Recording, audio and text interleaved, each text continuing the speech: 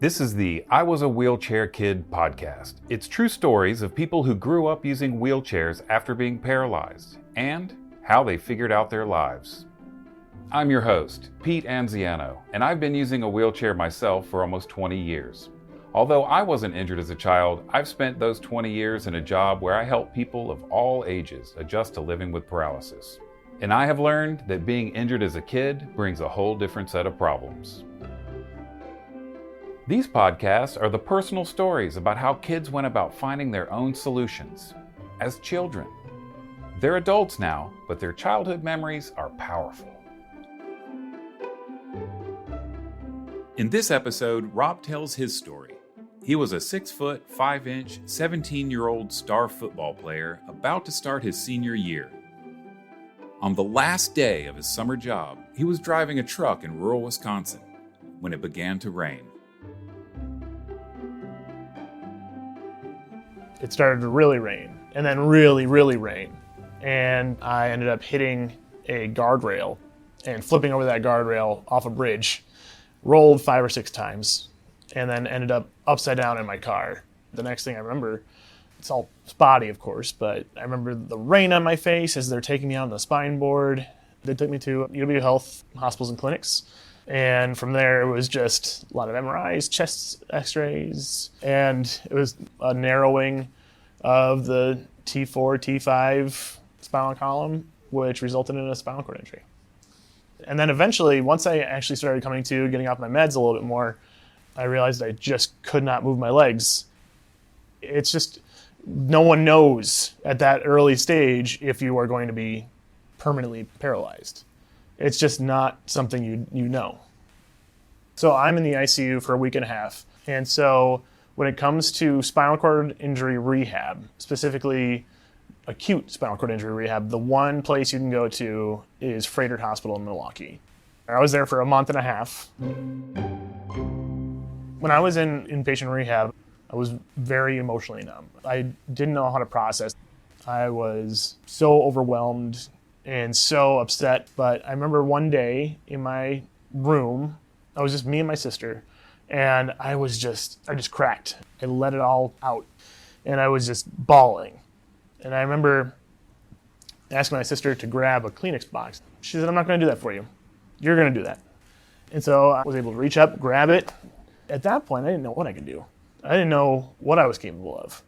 And that was one of the things that really drove my emotional crisis that I was going through. And I was able to grab it. And even though it said that one everyday little task, it was something that I was able to use to be like, all right, maybe I can do this. Maybe I can take that one little step.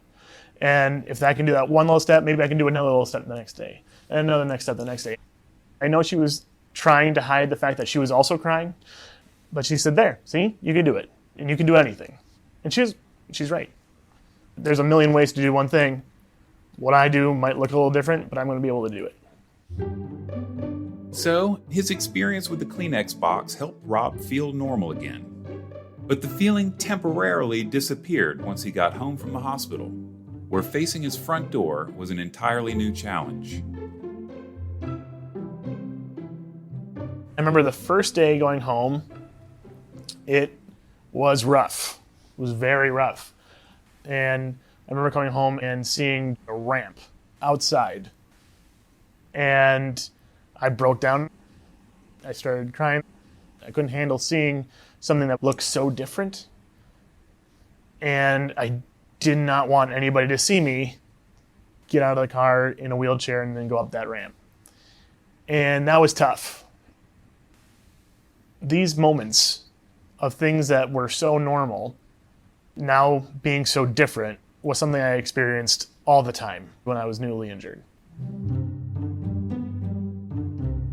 I was in high school in a school that was built in 1857. It had 16 different floors. They're all just half floors, no elevator whatsoever. So there was one floor that had the cafeteria, the gym, and then one classroom, and then one bathroom. So I stayed in one room the entire day, and everyone just came to me. The teacher came, everybody came to that one room. I was still in a fog. I wasn't really ready to learn. I wasn't ready to be back in a place that I was so confident in and now feel so unsure of myself. I didn't love the fact that everyone kind of just was looking at you a little bit. And they're not really sure what to say. They come up and are just like, hey, how's it going? Then there are others who just don't talk to you. I actually had a really good friend who was a very good athlete who moved away, and he called when I was in rehab and asked me, hey, I'm going to be in town. Do you want to hang out? And I said, I had to tell him the entire story, and then I never heard from him again. That's kind of how it goes. Great athlete, superstitious. They don't want bad luck to rub off on them.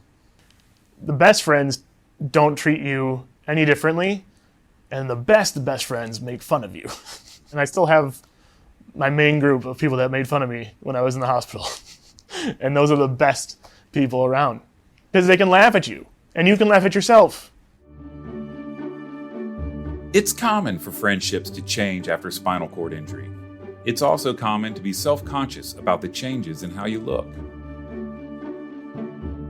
When I came back to school, I was messed up.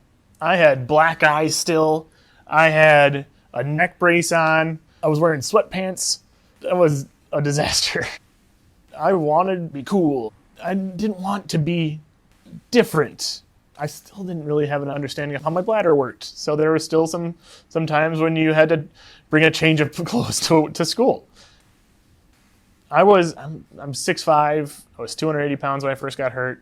And now my wife jokes I'm like 4 feet tall now. You feel diminished. You feel smaller. And I didn't like that. I was always this big guy. And I had to confront that.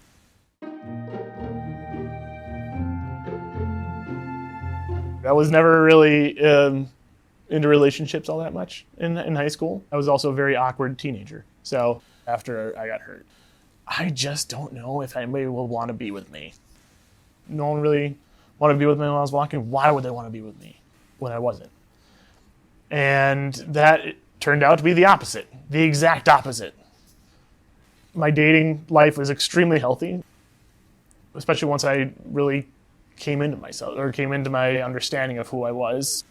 I just took to just being myself, and because that's all I could be. I could be myself. I could talk to people when it comes to dating. It's not necessarily about the way you look. It's about how you make those people feel. And for me, being able to really focus on the emotional side, I was able to connect with people on a much, much deeper level so that I had no problem in the dating world.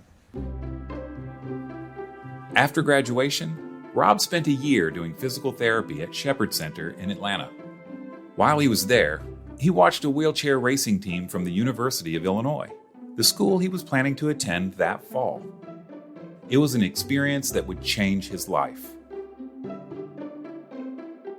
Every 4th of July, they have a race. It's a Peachtree Road race. And all of the patients come out and watch. I was a big football player. And after I got hurt, I didn't want to have anything to do with sports. But I watched these guys coming up the hill, and I was like, oh my God. These guys are jacked. They're athletic. They are crushing it.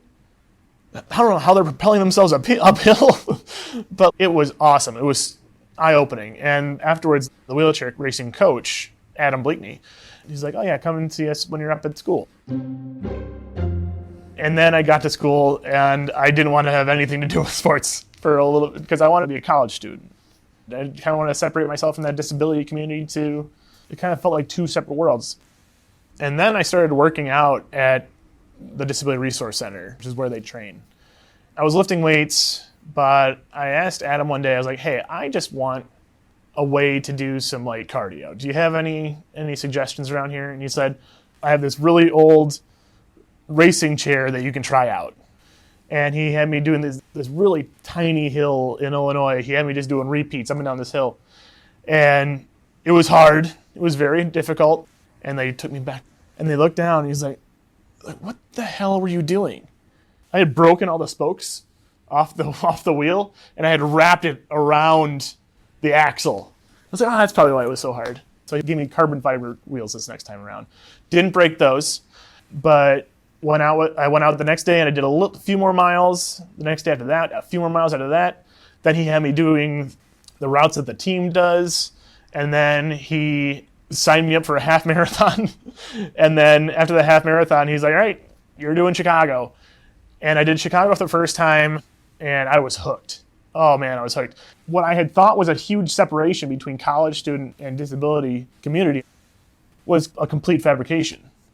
It's some of the best college times I've had were with my friends in wheelchairs, and I had to learn that not only am I not any different than anybody else, but these guys aren't any different than anybody else either. So I did the Chicago Marathon, and after that, I was in. I qualified for Boston, and then I was on the team. So I raced for 6 years, 60 full marathons, many more half marathons. I've done most of the majors at the very least. I've raced in Korea, Japan. I've done Chicago 6 or 7 times, Boston 6 or 7 times, New York 3 or 4 times. Loved every minute of it. It turns out Rob's wheelchair racing successes predicted a chain of wins in a business career focused on medical devices for people with disabilities. He is also a mentor to people facing paralysis. As a personal project, Rob led a successful effort to fully adapt his old high school to ADA standards. He and his wife live in Madison, Wisconsin.